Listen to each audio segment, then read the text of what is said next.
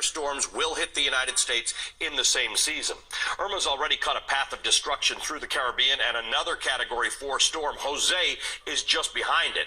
Hurricane experts say that today had the most hurricane activity ever recorded in the Atlantic region, according to a measurement called Accumulated Cyclone Energy that measures the combined strength of storms.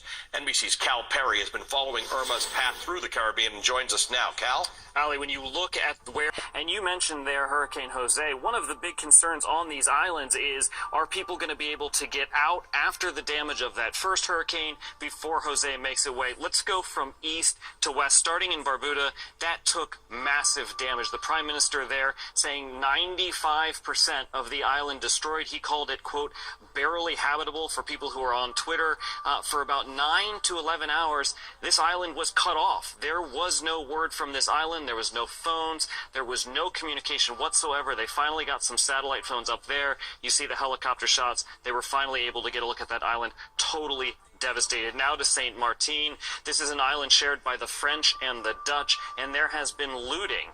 Roofs were shredded, boats were torn to pieces. You can see some of the damage there.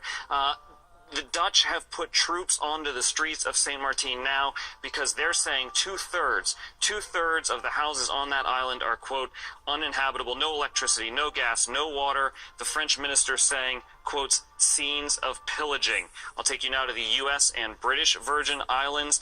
Again, the thing we're hearing out of the U.S. and British Virgin Islands is help or Jose.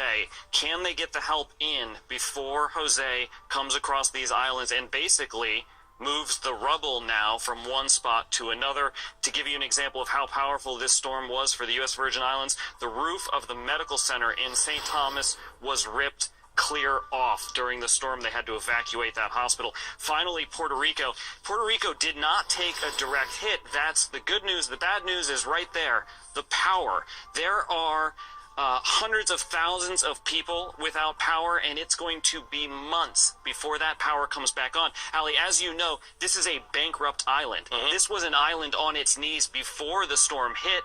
That's going to be a real problem. The fact that it's declared bankruptcy is going to limit the amount of funding that this island gets from FEMA. It's going to limit the amount of recovery that this island is sort of going to be able to have. That is a big concern. The economy there is going to be absolutely devastated. Look, big picture, at least 20 people killed across the Caribbean, 1.2 million people affected, and a $10 billion initial estimate of the damage.